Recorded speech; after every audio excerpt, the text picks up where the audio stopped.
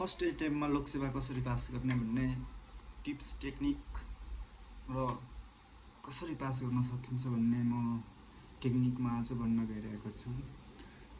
Lok Sewa pass गर्नु कसैलाई गाह्रो पनि लाग्छ, कसैलाई सजिलो पनि लाग्छ, तर खासमा गाह्रो पनि होइन, सजिलो पनि होइन।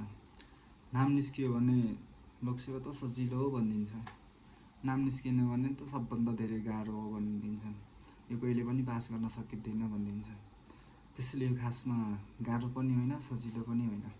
र आज म एकदम सर्टकट तरिका भन्छु लोकसेवा पास गर्ने, एकदम सर्टकट, एकदम सिम्पल। र सबभन्दा लोकसेवा पास गर्नलाई डिस्ट्र्याक्ट गर्ने चिज के हो भनेपछि कसरी पास गर्नेतिर लाग्ने के। आधा घन्टा पनि पढ्या हुँदैन, 10 मिनट पढ्ने, 5 मिनट पढ्ने, अनि सोच्न थाल्ने के नाम निस्किन्छ कि निस्किँदैन, कि के हुन्छ कसो हुन्छ होइन। त्यो जति टाइम तयारीमा जान्न त्योभन्दा बढी टाइम चाहिँ सोचेरै जान्छन्, चिन्तामै जान्छन् होइन। अरू मोबाइल हेर्दै जान्छन्, घुम्दै जान्छन्, खाँदै जान्छन्।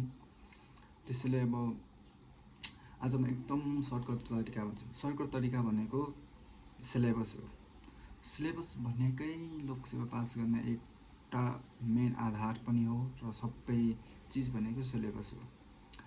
अरूको कुरा सुन्नुभन्दा पनि सबभन्दा पहिला सिलेबस हेर्ने, मजाले केको इक्जाम दिने, खरिदारको इक्जाम दिने, अफिसरको इक्जाम दिने, सुब्बाको इक्जाम दिने, संस्थानको इक्जाम दिने, शिक्षक सेवा दिने, अब इन्ट्रान्स इक्जाम क्र्याक गर्ने, के गर्ने, सबभन्दा पहिला सिलेबस लिने। जहिले फर इक्जाम्पल होइन, सुब्बा भयो भने सुब्बा, खरिदार, अफिसर जे भयो भने सिलेबस ल्याउने मजाले। अनि सिलेबसलाई एकदम धेरै पढ्ने के, 3-4 चोटि पढ्ने, 5 चोटि पढिदिने, मजाले पढिदिने। अनि 4-5 चोटि सिलेबस पढिसकेपछि त्यो सिलेबसमा आधारित बुक किन्नुपर्छ। जस्तै first paper, second paper, third paper, fourth paper, अथवा second third, first second third मात्र पेपर, 3टा पेपर छ अथवा 4टा, कतिवटा पेपर छ, त्यो सबै पेपरको बुक किन्ने, केही पनि नसोच्ने। भ्याकेन्सी कहिले खुल्छ, कहिले नाम निस्किन्छ, कहिले के हुन्छ, केही पनि नसोच्ने। त्यो बुक खर 3-4 चोटि पढ्ने। सुरुमा पढ्दाखेरि बुझिँदैन, त्यो नबुझे पनि केही पनि छैन, मजाले पढ्ने, 3 चोटि, 4 चोटि, 5 चोटि एकदम मजाले पढ्ने बुकलाई। अनि त्यसपछि बल्ल अलिअलि आउन थाल्छन् दिमागमा के। अनि त्यसपछि के गर्छ, 4-5 चोटि पढिसकेपछि हो यस म सही लाइनमा छु, पढिरहेको छु भन्ने कुरो थाहा हुन्छ। र त्यसपछि 4-5 चोटि पढिसकेपछि ओल्ड क्वेसन हेर्ने, सुब्बा भयो भने सुब्बाको हेर्ने, खरिदार भयो भने खरिदारको हेर्ने, अफिसर भयो भने अफिसरको हेर्ने। ओल्ड क्वेसन हेर्ने, कस्तो क्वेसन सोधिरहेछ त्यो क्वेसनलाई पनि एकदम पढ्ने, आन्सर नहेरिकन एकदम धेरै पढ्ने। त्यति क्वेसन सुरुमा दिमागमा छिरिसकेपछि त्यसपछि सेकेन्ड टाइम जब बुक पढ्छौँ नि, हामी जब बुक पढ्न थाल्छौँ नि, त्यसपछि बल्ल के हुन्छ भनेपछि ओहो बुकमा यस यो क्वेसन मैले देखेको थिएँ, बुकको कन्टेन्ट पढ्दाखेरि बल्ल क्वेसन दिमागमा आउँछ क्या त्यति बेला।